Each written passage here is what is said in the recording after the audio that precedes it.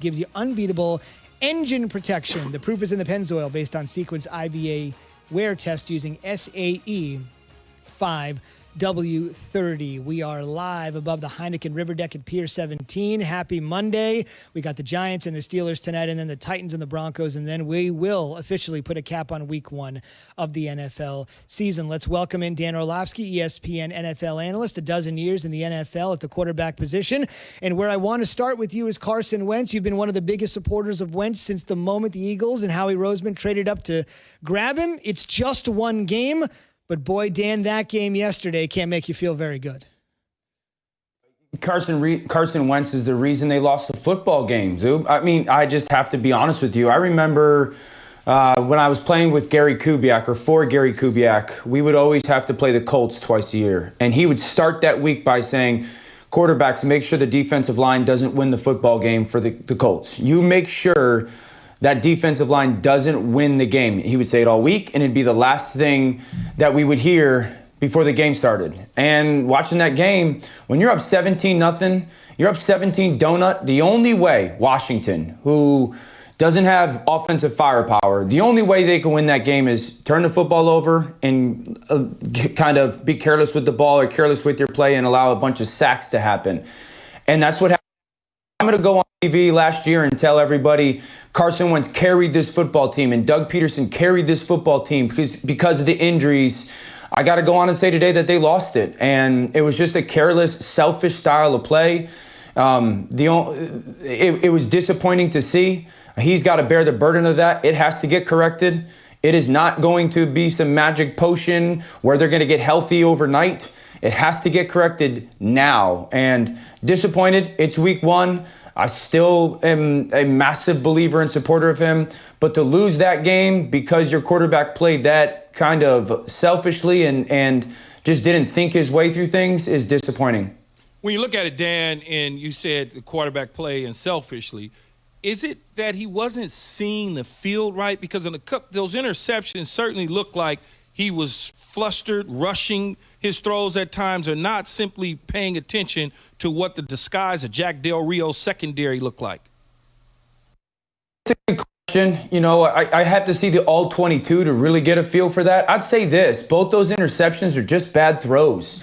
They're just bad throws, which is kind of abnormal for him, who usually is a really accurate quarterback. The first one, he just the ball gets hung inside on a kind of a, like almost like a 7 route or a deep out route. It just gets hung inside. His mechanics, his front foot his front leg is completely straight, and the ball just kind of floats out there instead of getting driven out there. And then the second one, it's a timing route. It's a stop route at 9 yards. And that receiver gets to 9 yards, he stops, and he's expecting it on his outside shoulder, and Carson throws it on his inside shoulder. So, they're just misses. They're bad throws, and they can't happen. And so I'd say this. There was 8 sacks yesterday. I rewatched all 8 of those sacks.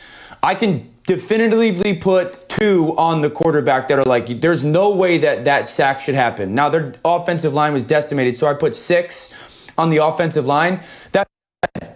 You're mature enough, you're good enough to make sure that those sacks don't happen. Somehow, some way, make sure the ball gets out of your hands. A little bit this is on Doug Peterson as well. So Jack Del Rio did a great job. That front is dominant. That was a concern going into the game with their injuries up front. But come on, man, you're at that point as a quarterback where once you get that contract and you have those expectations, you should be the reason your team wins that game, not be the reason your team lose that game. Dan, let me ask you about 3 other quarterbacks in the league, Brady, Burrow, and obviously Baker. One of those guys, 2 of those guys had not so great days. I'd say this, if I'm Cincinnati, I'm ecstatic about Joe Burrow. Don't care what happened at the end of the football game. He looks like the absolute stud we expect him to. First of all, the Chargers have a very good defense. Even without Derwin James, they got a pretty darn good defense. That's a top 6 or 7 last year. Second of all, The ball placement that he has is spectacular. That has already carried over to the NFL. For him to kind of make that boneheaded stupid pick or throw that pick in the fourth quarter, for that to happen, and then just methodically drive his football team down the field, he did not miss a throw in that 2-minute drive. Did not miss one throw. There's a throwaway, there's a spike, and then there's the ball to A.J. Green on the push-off. Should have won the game if A.J. Green doesn't give a push-off or they don't get the call, whatever. At worst-case scenario, they kick a field goal. So I don't care about the end of that game. Joe Burrow's a stud. Baker Mayfield.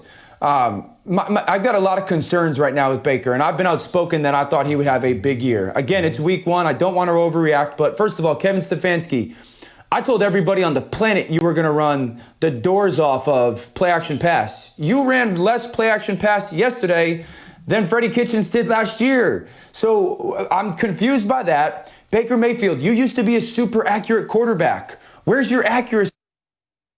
Oklahoma, you were accurate your rookie year. There's too many misses. And then the third thing is, once Baker Mayfield realizes his style of play needs to be like Drew Brees's rather than Russell Wilson, that's when we'll get consistent play out of him. There's too much running around. There's too much craziness in the pocket. Get the ball out of your hands and be efficient. And then for Brady, he just looked a little uncomfortable, looked like it was his first time playing that offense. I feel better about the Bucs and Brady after yesterday's game than I do about the Saints and Brees. So I would tell you this, Key. I'd make sure if I'm Tom Brady, I'm speaking up in that meeting today going, don't ever ask me to throw an out from the left hash all the way to the field from the gun again. Dan, let's talk about another quarterback in New England who is obviously going into truck mode yesterday. What are your thoughts initially on Cam? Cam looked really good. I thought Josh McDaniels did a really nice job of making sure they utilized him in the run game, but that's not a surprise to me. Like, Cam looked good. That wasn't a surprise. My two main thoughts are, I don't know if I've seen Cam as like that, where Cam was super efficient with the football and super efficient with progressions. He was going 1, 2, 3, ball out, 1, 2, ball out. And that's just very good to see. You know, that for a guy who hasn't played football in a long time, that was really good to just watch him be kind of efficient with the ball and getting the ball out of his hands for completions. That being said, 15 carries is not going to last, guys. He will not last. 15 carries, 13 designed runs. There's already conversations or rumors that you're hearing that there's a hamstring injury, so it won't last. It's not sustainable. So Cam looked good. They're going to have to figure out ways to get way more explosive on offense because they're not explosive, and that's my biggest issue. But that was a really good start for Cam in that offense.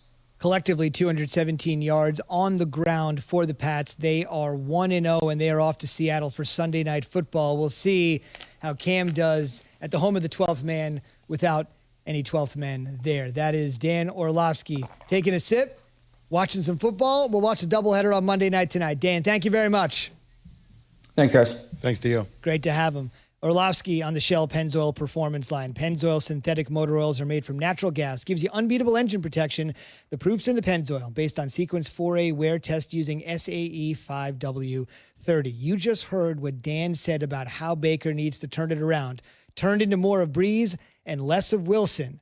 But if he has one more bad season, is it over for Baker? Is it a make or break year with his fourth head coach in 3 years? The fellas have some thoughts on that. But first, Key has some thoughts on this. Foot odor, throwing you off your game? Stick to a winning game plan with Foot Odor Eaters. Featuring 3 advanced odor and wetness fighters, the lineup provides long-lasting odor control plus more to keep your feet on their game.